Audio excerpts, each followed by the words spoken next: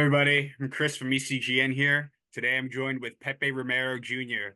Pepe Romero is the son of the famous Pepe Romero from the Romero Guitar Quartet that played all around the world, uh, bringing traditional classical guitar and flamenco guitar music as a staple for we classical guitarists everywhere. Pepe Romero himself is quite the musician himself, and he has a passion for building guitars as well as crafting their own strings, Romero strings, which is what we are here to talk with Pepe today. We have a neat treat in for this episode, and I hope you all enjoyed. Yeah, well, I'm Pepe. Thanks for having me here. I did grow up in a family that lives and breathes the guitar. It's a passion and a way of life more than a job. The guitar has been very good to us as a family as far as providing a comfortable life. And in 1996, when my grandfather was sick with cancer, and I was a senior in high school, into wood shop, and he saw my love for woodworking and wanted me to quit school and build guitars in his house. That was his dying wish. And he passed away shortly after that, and I wanted to build one guitar in his honor, and I had the chance shortly after to go. Dake Traphagen invited me to build a guitar in Washington, and I went to build one for my grandfather. But when I completed that guitar, I was overwhelmed with my grandfather's vision that this was my path, and I went on to study all over the world, over Europe with some of the great masters and build guitars. I've been in love with it.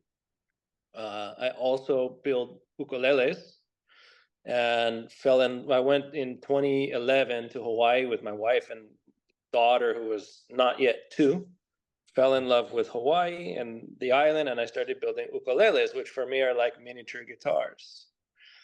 And the reason I know we're talking guitar, but I bring up ukulele because that was the catalyst for starting my own line of strings together with my father. I was a labella artist as a guitar builder for many years. I used their strings, and they are the ones that manufacture Pepe Romero strings.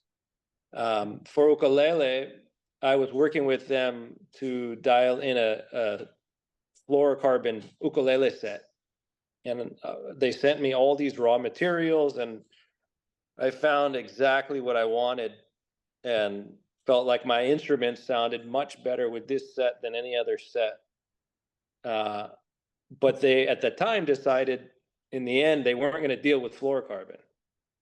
And so I said, well, what do I have to do to get these strings? Now I'm not happy with any other strings. And the answer was that fluorocarbon is extruded in Japan. There are 2 places that manufacture instrument quality fluorocarbon. So I had to go directly to them and buy mass quantities, because you can't just go get some, a little bit. So basically, I had to start a line of strings. And I talked to my father about that. And my father also had been working with Labella, not as an endorsed artist, but in developing strings. And he had used their strings on and off for years, and they were always very receptive to our wishes. And so he talked to me about the opportunity to come up with both guitar and ukulele sets that were exactly what we wanted. Instead of saying, I like the basses from this brand and this set, and the second and third of this other brand, and a first here, and cutting and mixing sets, we worked together with Labella to get exactly what we wanted for a full line of guitar sets. The guitar sets were all, the decisions on the balance of the gauges and how they felt underhand were all done by my father, to be his ideal strings for different kinds of guitars, because not one string fits all. And then I handled the ukulele side, and I collaborated with my good friend Daniel Ho, who's an ukulele virtuoso and 6-time Grammy winner. And I got his feedback, and we came up with the ideal ukulele sets. And there was the birth of Pepe Romero strings. I know you said Pepe Romero strings has a lot to do with La Bella, but I'm sure a lot of people know, but La Bella strings are like these right here. Uh-huh. I have a set of them right currently that a brand of strings that I've been using for quite some time myself. Labella makes they make wonderful strings, They do. and their quality control is excellent. They're based in New York, and like I said before, they accommodated the wishes of my father and I to make strings that aren't in their catalog. So they make strings for other brands as well. I'm just the only one who doesn't want to claim that I physically make them myself. I want people to know Labella makes them to our specification. That's interesting. That's so So cool. I'm not claiming to go into my workshop and wind strings. I make guitars and ukuleles. But for my father's whole career, since he was a little boy, um, he was always working with string manufacturers to try and get exactly what he wanted. And some brands came close, but nobody ever gave him exactly what he wanted until we created our own line. Cool. That's fantastic. So like to have like so many decades playing strings all over there, like, oh, I like these, I like this E string, I like this G string, I like these basses over here. You like mix and match, and then after a while, he was like, you know what, let's create our own because he had that experience, he had that Right. knowledge from trying all those. That's so cool. A lot of us, myself included, like I would like sometimes I take like some bass strings from one set and I'll put it on, and then like I'll find like a certain G string that I really like because I find the G string usually loses life before the other trebles, and then I'll Mm-hmm. use something else for the B and E. But that's really cool. Uh, so being a luthier, I know. Do you make your guitars when you make your guitars and your ukuleles? Do you put your own custom strings on there, or do you put strings on there following maybe certain orders, or like I how do you go about that? they all come with my strings. As a builder, I dedicate my life to making instruments for making beautiful music. And I put a lot of work and attention into each instrument. And the strings that you put on there, I mean, what's creating the sound is pulling and releasing the string, creating energy which is transferred into the body and create sound waves which are released. So the strings are so important. And as a builder who's going to dedicate their life to getting the most out of the instrument, the strings are critical. So that's that's why it was worth it to me to go through the trouble of creating this line of strings. Cool. All right, that's interesting. Um, when La Bella creates the strings themselves, what is the process for like wounding the silk or making making the metal strings? Is there like how So are strings created? the metal strings, like I said, they make them, so they know all the process, but they're using American wire, and on our sets, they're winding nylon cores. Labella does use silk and all kinds of different materials, but for us, it's a nylon core wrapped in American-made wire of different gauges, and we have man, with guitar and ukulele, we must have 15 different sets. So each one, they have their machines there and their crew in upstate New York or in Newburgh, New York, making the strings. Cool. That's interesting. And is it just like one big factory, or do they have like multiple locations throughout like the home factories in New York, or do they have other locations throughout the states or other countries? I believe that it's all handled there in their one location, and then raw materials come from all over, um, like the fluorocarbon. That so since they had decided not to use fluorocarbon, and then after about 5 or 6 years, they started to use it. And the fluorocarbon itself comes from Japan, and then the nylon and the metal are American. Interesting. Okay, Yeah. cool. So the bass strings on classical flamenco guitars, they're often compared to metal strings as seen on acoustic guitars.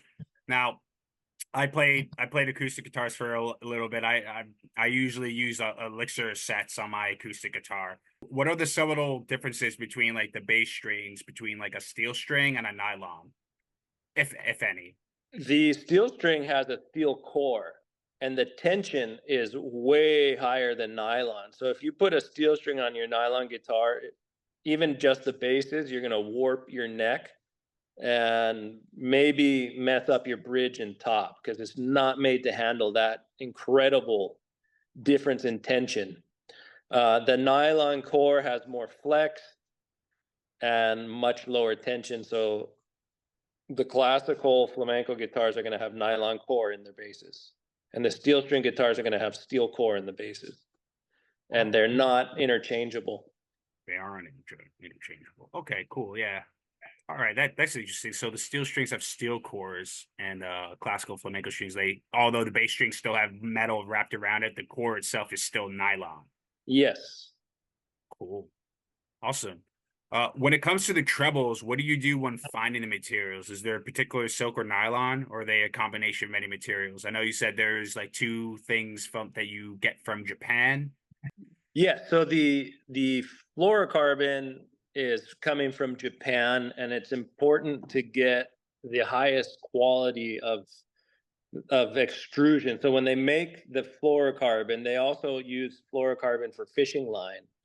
But in fishing line, the tolerances are pretty loose and wild. It's not a perfectly consistent string. So you have to get one making them for guitar under really tight tolerances, and then bring it in. And then I send those off to Labella to pack them.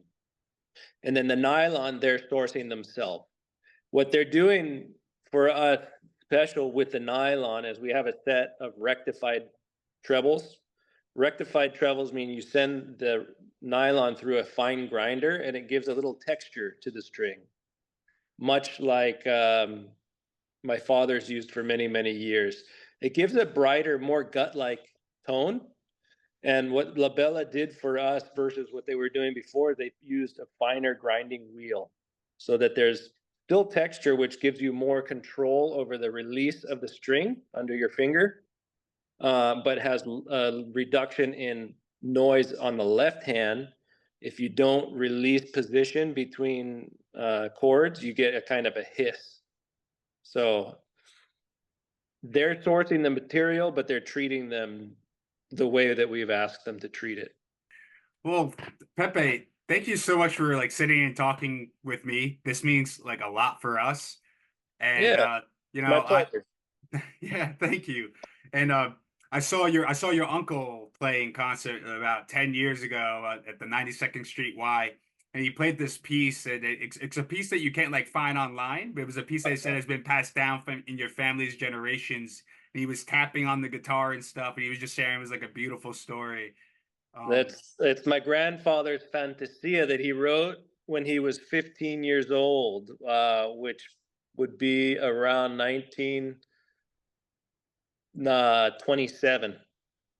wow, Yeah. almost 100 years old. It's just like Yeah. a beautiful piece that's just like I'm assuming all of you know that piece, have played it, or like I can't. I'm the delinquent guitarist in the family, but I love to play, but my cousins and my dad and my uncles are light years ahead of me as players. well, I mean, could have fooled me, you know. So like uh, you all sound I fantastic. try. Thank you. The just one more question, just for like my own personal noggin. The Romero Guitar Quartet.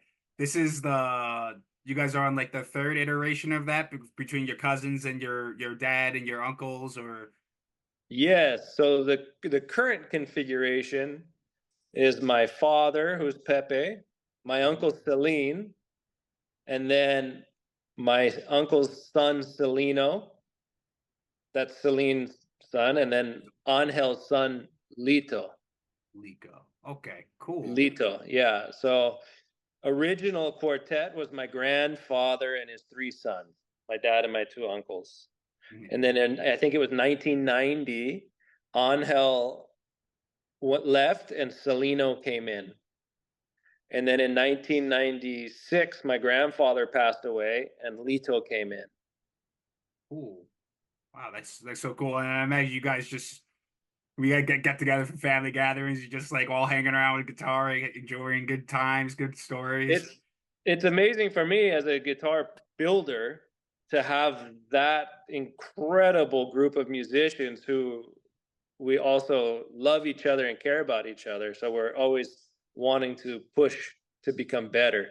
To have their feedback for my entire career has been hugely beneficial as a builder. And Builder. then for strings, I mean, everybody needs them to be just right. So it all ties together in a beautiful way. That's fantastic. Well, thank you again, Pepe. The honor has been ours to sit down and speak with you about your guitars, your strings, and your family. It was such a treat to speak with you today. Uh, I'll I'll talk to you soon. Thank you. Okay, thanks for reaching out. Of Have a good night. course.